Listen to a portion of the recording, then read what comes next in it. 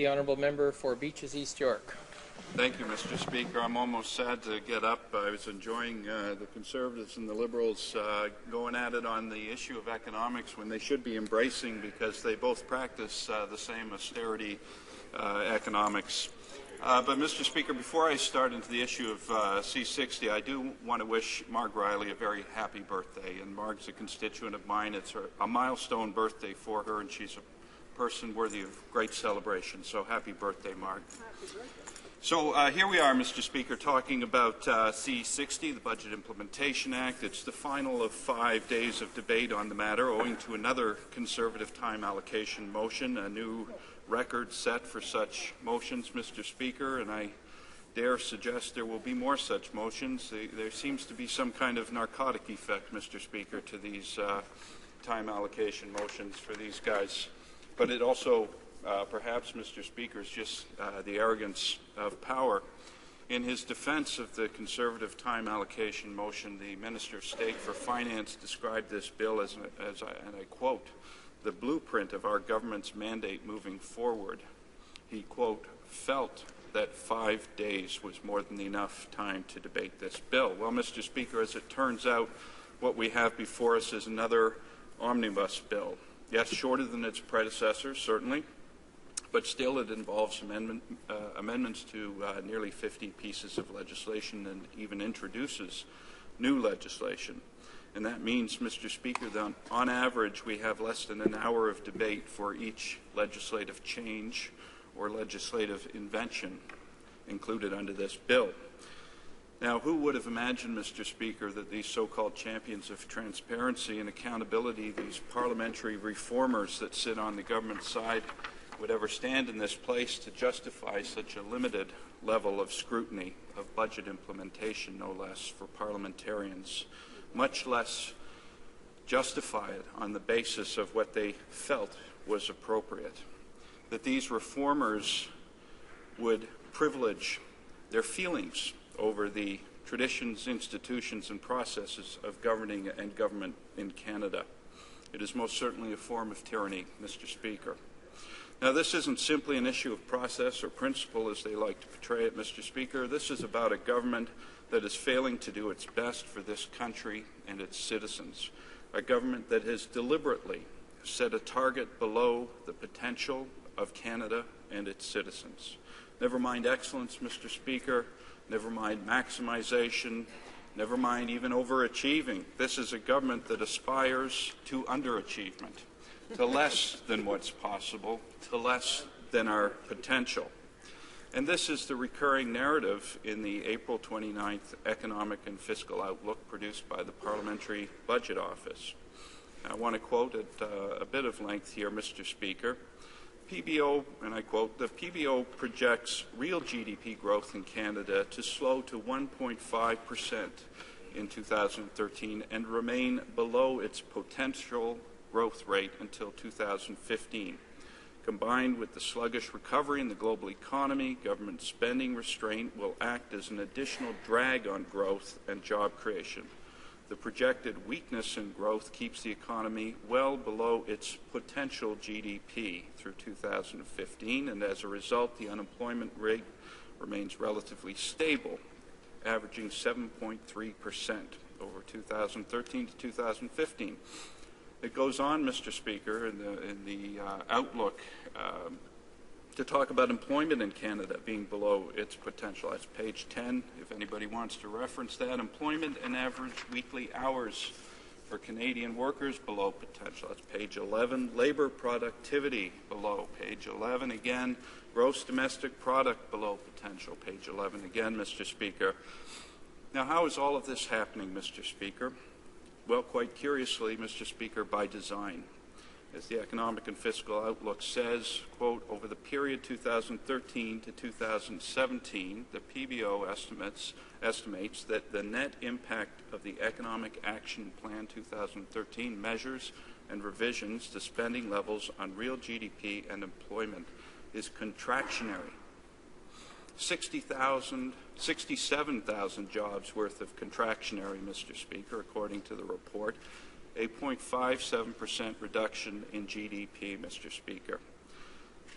Now, the PBO explains that that doesn't mean that employment levels will be 67,000 jobs shy where we are today. Fair enough. The report explains it in these terms. It means that in the absence of these measures, the Economic Action Plan measures, and revisions to spending levels, projected employment would be higher by 67,000 jobs, all else being equal, end quote. So, Mr. Speaker, the action in the government's Economic Action Plan is to, and I quote, push the economy further away from its potential GDP and delay the economic recovery. Now, this, Mr. Speaker, is worthy of this House's time for extensive debate. I want to know why, Canadians will want to know why this is the path chosen by this government. Why the deliberate action of this government is to push the economy further away from its potential. What's particularly perplexing, Mr. Speaker, is that this budget comes in the context of a Canada that is already so far shy of its potential. This government has presided over a $67 billion trade deficit, and that's expected to worsen in the year ahead. That's thousands of jobs and billions of dollars leaving this country, Mr. Speaker, going overseas to enrich others. There are still almost 1.4 million Canadians out of work. There are 240,000 more young people unemployed today than before the recession, Mr. Speaker. Now, closer to my home in Toronto, at my riding of Beaches, East York, I'd note a recent report by the United Way and McMaster University showing that nearly 50% of jobs in southwestern Ontario are precarious jobs. A recent report by the Metcalf Foundation shows the number of working poor growing in the Greater Toronto area. Reports by the City Centre at the University of Toronto show the continuing income polarization in our cities, particularly Toronto, and extrapolate current trends to show a city with a completely hollowed-out middle class. And to be fair, this trend is carried through successive Liberal and Conservative governments, so can't blame it all on the guys on the other side.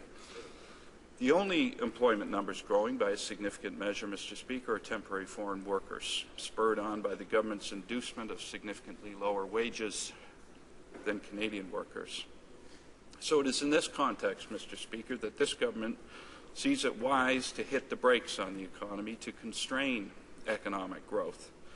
Well, Mr. Speaker, this is a set of circumstances that calls for a different kind of action, action that would put Canadians and Canadian cities, which are, after all, the engines of economic growth in a modern economy, to work, to begin to, at long last, undo the constraints on our economy, to realize the potential of our country, and to make a more equally shared prosperity a goal for this country. Let's look for a moment at the issue of infrastructure. Here is an economic opportunity that this government has failed to grasp. By many accounts, Mr. Speaker, the infrastructure deficit in this country is well north of $150 billion and continues to grow. We need to see this problem addressed, and soon. Quote, a penny now or a dollar later, end quote, as the 2012 Canadian Infrastructure Report Card puts it. The cost of delaying needed repairs could cost us vastly larger sums down the road. And yet, over the next 4 years, federal infrastructure funding will be $4.7 billion lower than it was last year, despite some creative advertising by the Conservative government. This so-called new infrastructure funding announced in Budget 2013 includes funding from older delayed projects, $6 billion worth already announced in this new Economic Action Plan, masquerading as new money when it's existing funds committed back in 2007, Mr. Speaker. And so this is a budget that provides no relief for urban congestion in Canadian cities owing to successive, uninterested Liberal and Conservative governments, and the public transit system in Toronto has not grown in any meaningful way since 1980. So in conclusion, Mr. Speaker, what this government needs to explain to Canadians is how do they dare occupy those benches over there when they put forward a plan that shrinks this country rather than grows this country, that takes jobs from Canadians rather than creates jobs for Canadians, when they aspire to less than what we're capable of as a country.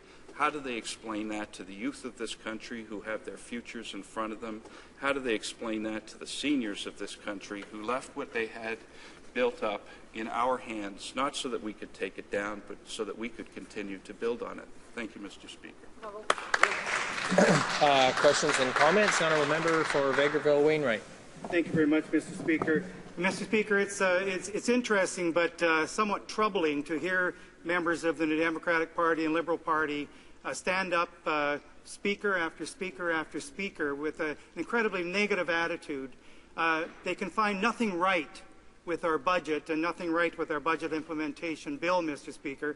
And that's very disturbing because they're totally out of touch with Canadians. In fact, our budget was extremely well received by Canadians, and our economic action plan has allowed the business across this country to create 950,000 new jobs since the recession ended, Mr. Speaker, and that's an incredible record, and yet nothing but negative. I asked the member if he could maybe just find one thing from our budget, one thing covered in this implementation bill that he thinks is right with his budget. And maybe if he can't, could he explain why he's so out of touch with how Canadians feel about this budget and this budget implementation bill? The Honourable Member for Beaches East York. Well, thank you, Mr. Speaker. Mr. Speaker, if the government did their budgeting right, then we could find something right with the budget. But as it is, Mr. Speaker, what I would suggest to the members, as we've suggested to the government side, is divide the bill up. And stop playing this game of putting everything into an omnibus bill, 50 pieces of legislation, new legislation, amendments to legislation, and standing up day after day saying we disagree with it all because they pile it all into one toxic budget bill. So divide it up, Mr. Speaker, and then let's be truthful about the facts. They talk about 900 and some net new jobs. Mr. Speaker, since 2008, immigration in this country has accounted for at least 1 million new Canadians. And so how does this government talk about net new jobs that can't even keep up with the inflation rate, the immigration rate since the recession, Mr. Speaker? Thank you. Questions and comments? The Honourable Member for Saanich Gulf Islands. Thank you, Mr. Speaker. I thank the Honourable Member for Beaches East York for a really quite eloquent speech in assessing this budget. I think that he'd probably agree with me that there are many things in the budget that are actually good. First-time incentives for charitable giving, small amount of funding, but certainly welcome to CNIB. But overall, I think his analysis is exactly correct. And I wanted to ask him whether he found it surprising that the government would boast about programs that they've cancelled. The environment section of this budget talks about the very successful home energy retrofit program, which no longer exists. And I wonder if he would agree with me this budget would be much improved if that program was resurrected. The Honourable Member for Beaches East York. Absolutely, Mr. Speaker. Certainly the budget would be improved and our environment would be much improved if that program still existed. One of the curious things about that program, Mr. Speaker, is that when you listen to the Minister of the Environment, the Minister of Natural Resources justify ending that program, they did so by trumpeting its great success and how many jobs it actually created. And so there is no rationale, Mr. Speaker, for canceling that job program. And in fact, it becomes an extremely important program for a city like Toronto. One of the curious things about the city that I live in, Mr. Speaker, because of its particular built form, is that over 60% of our greenhouse gas emissions actually come from heating and cooling the built environment. And so a program like the Eco Energy program became a critical part of dealing with climate change, dealing with greenhouse gas emissions in a city like Toronto. And I know that my constituents very much regret the decision of this government to cancel that program, both because of the improvements to their own properties and because of their concern about the environment, but also because of the great job potential that that program had.